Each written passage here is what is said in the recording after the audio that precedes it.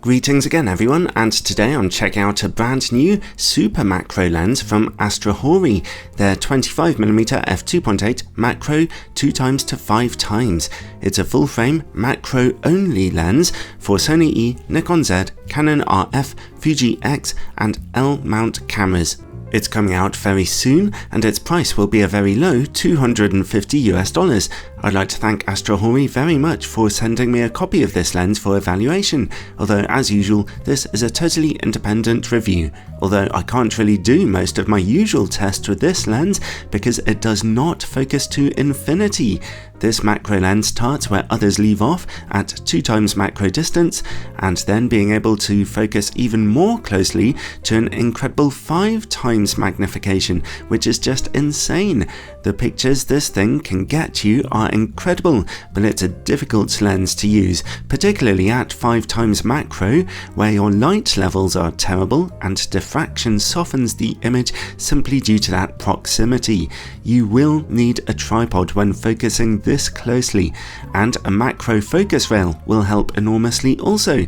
Still, for those with a bit of patience, this thing could be pretty rewarding and enjoyable to play around with. As you can see, the lens itself is dead simple, being almost completely made of metal and only with controls for focus and aperture and no visible weather sealing. The focus ring turns very smoothly, although the fact that it extends as you do so does feel a bit strange. The earliest production copies of this lens had a problem where they would fall under their own weight and change focus, which would be a nightmare. Thankfully, Astrhori have fixed that now, and the focus ring stays in place.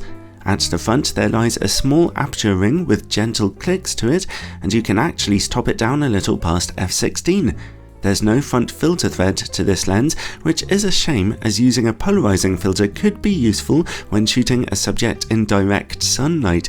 Overall, the lens is dead simple and works fine.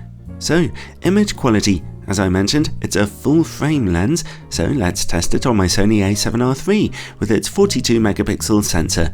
No in-camera corrections are available with this lens. We'll start at 2x magnification where, at f2.8, we see very good sharpness, although contrast could be a little higher. At f4, image quality becomes perfect.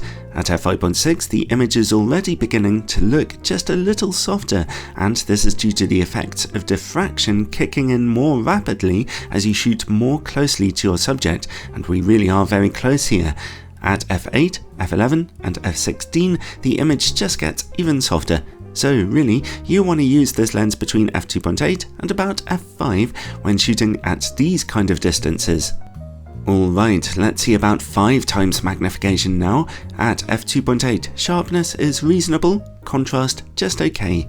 Stop down to f4 and contrast increases a bit, but resolution gets just a tiny bit softer. Again, that is diffraction causing problems at such close distances. It's even worse now at 5x magnification. At f5.6, the image is starting to look soft, and at f8, f11 and f16, the diffraction is just too much.